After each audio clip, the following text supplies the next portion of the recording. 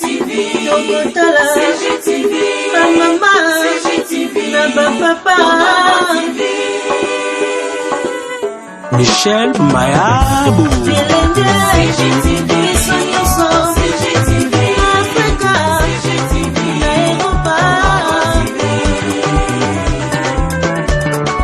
Bonne nouvelle pour les amoureux de Dieu dans le monde francophone. À partir de ce lundi 22 juin 2020, ils vont bénéficier des 2 livres de Dr Bishop Pius Mayabou intitulés La grâce triomphe et La prière marche. La version française de Grace Wins et l'autre Prayer Works.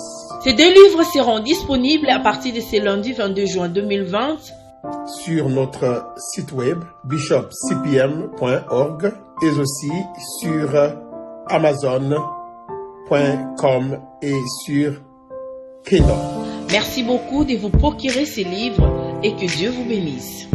En tout cas, quand on a Kinshasa, ils ont pour na kobeta na Renaissance te. Na yaki vraiment kobeta na DSMP par rapport à des membres là. On a tali que par rapport à tant de G pour place faire que ne mercato kangaki. Et on a préféré qui na que ne place mon na à l'aise, na stable. En tout cas, nous allons vraiment avoir des dérangements. Pour place mon na ko apporter expérience na zanango par rapport à ba leki na ba collègue na zanaba.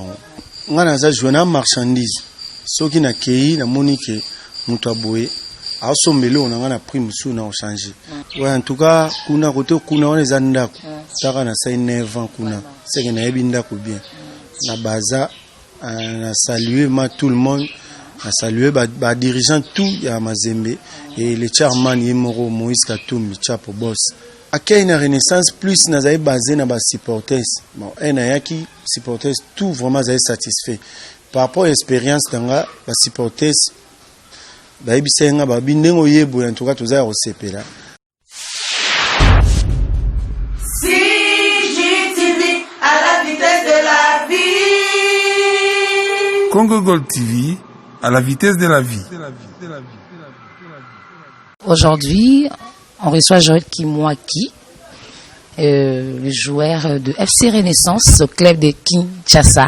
Donc, on va essayer de parler avec lui tout petit peu. On parle de sa prestation et au sein de l'équipe Renaissance du Congo et on va interpeller bien sûr pour les virus qui est tenté de propager partout dans le monde, le coronavirus.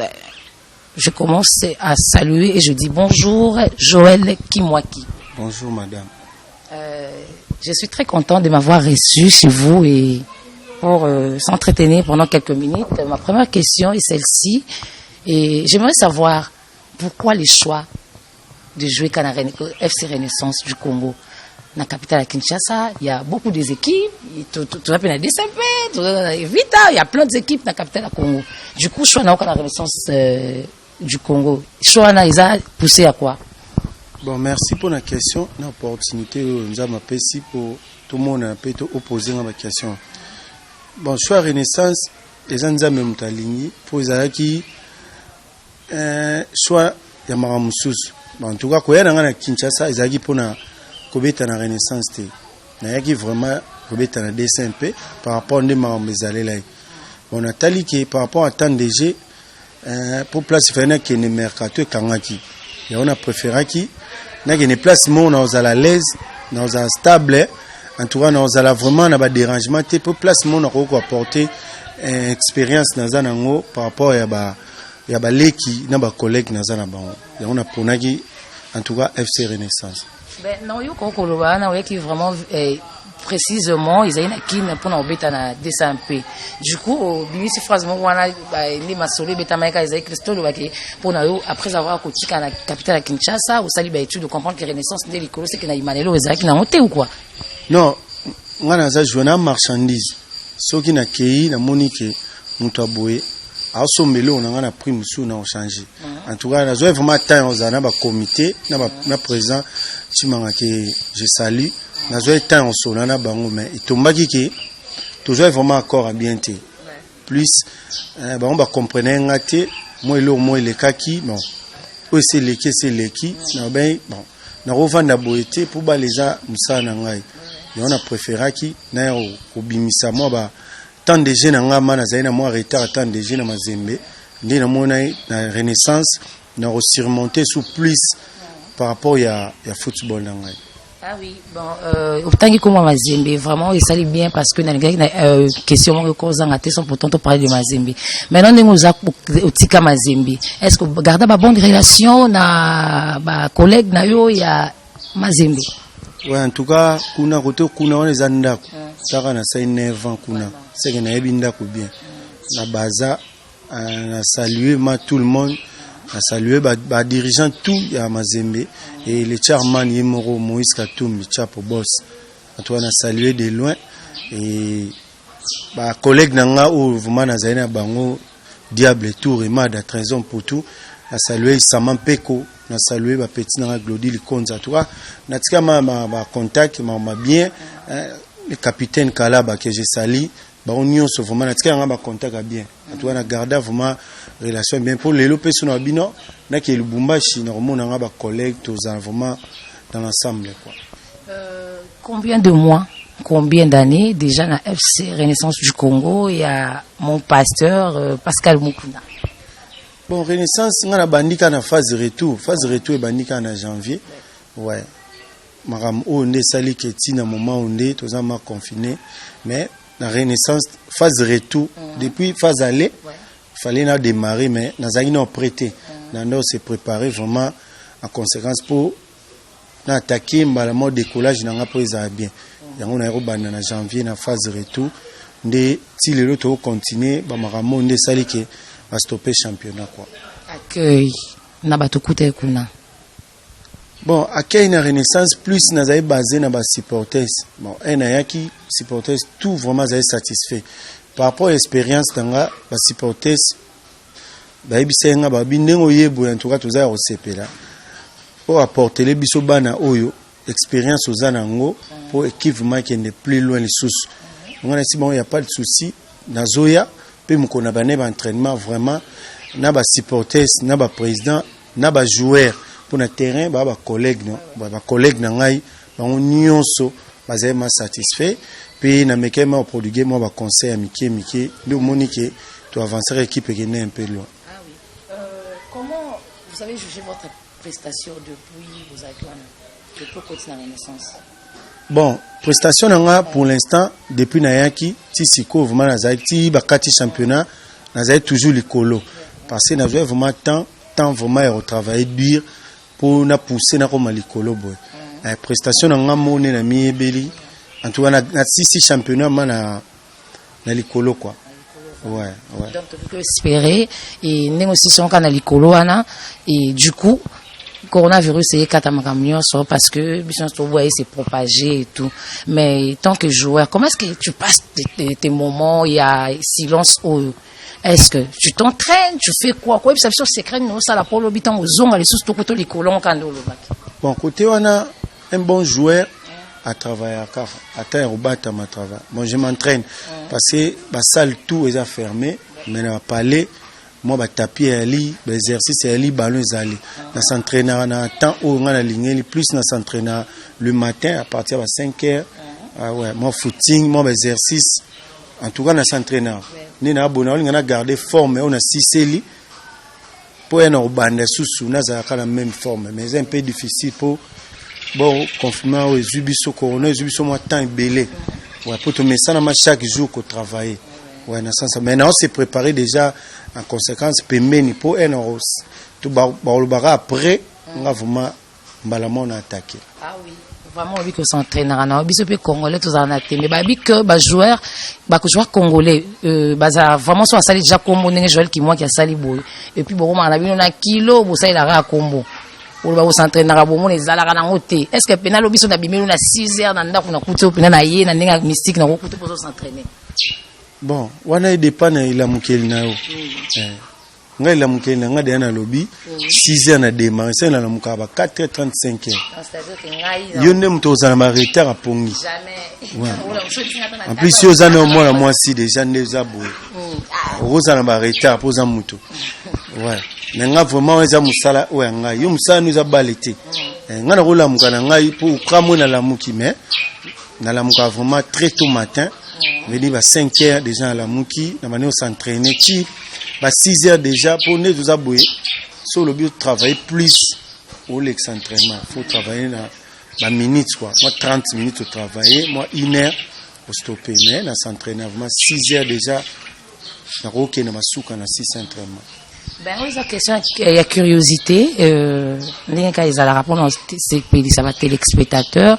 Est-ce que comme Moutounion sort, joueur Nyon sort, Moutounion sort à travailler. C'est-à-dire qu'un jour, à penser à la retraite, est-ce que j'attends, aux moments, on a vu, on a pensé, est-ce qu'il faut jouer à retraite, ça sera quand, ça serait comment? Bon, retraite, bon, Alba, les tombés, tant que ma âge, retraite, vraiment, n'année n'a pas été préparé déjà. Après football, finalement, on a ça, les lots, on s'est préparé déjà pour n'aébi qui est bon. Nous avons mémoire et binini après football tout ça là. Malgré yo, je propose ça, nous avons mené à disposition.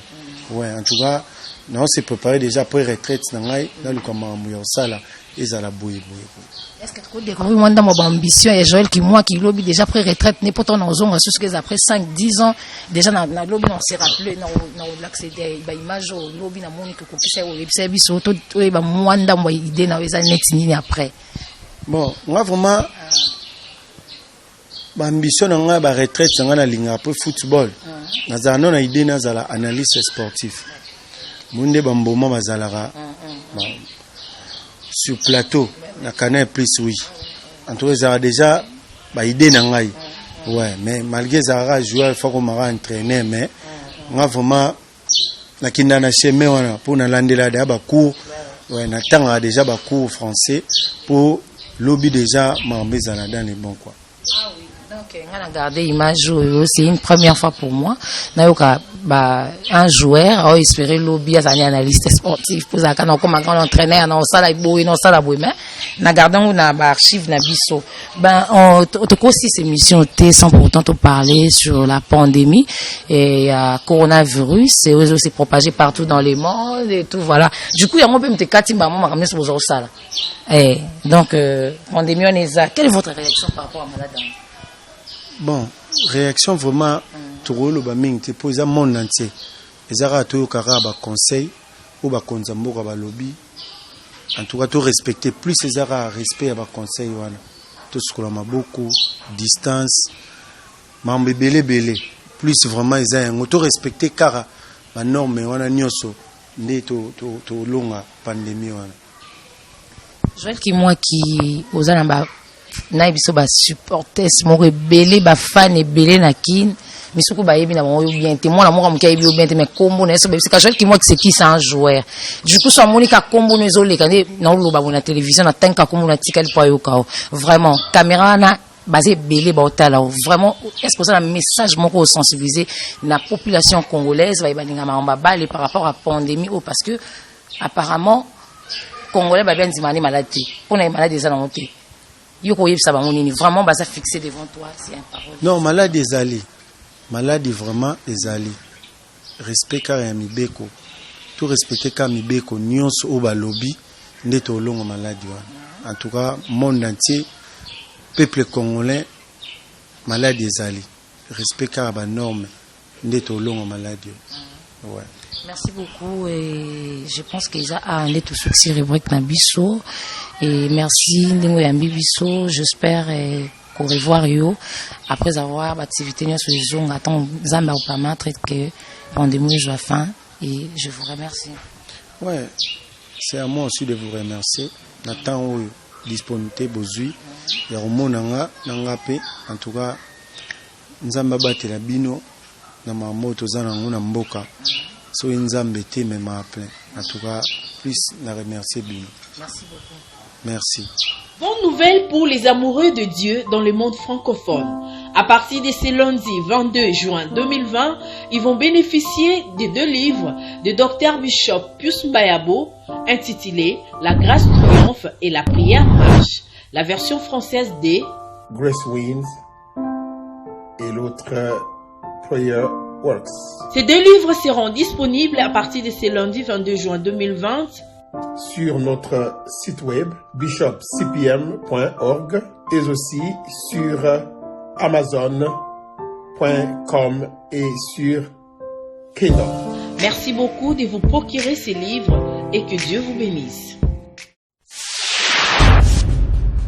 CGTV à la vitesse de la vie. Congo Gold TV à la vitesse de la vie. CGTV, Tokotala, CGTV, Mama, CGTV, Papa. Michel Mayabo. CGTV, CGTV, Africa, CGTV, Europa.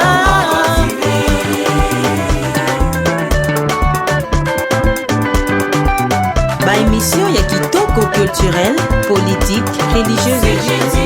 Tokotala, Mama, Papa.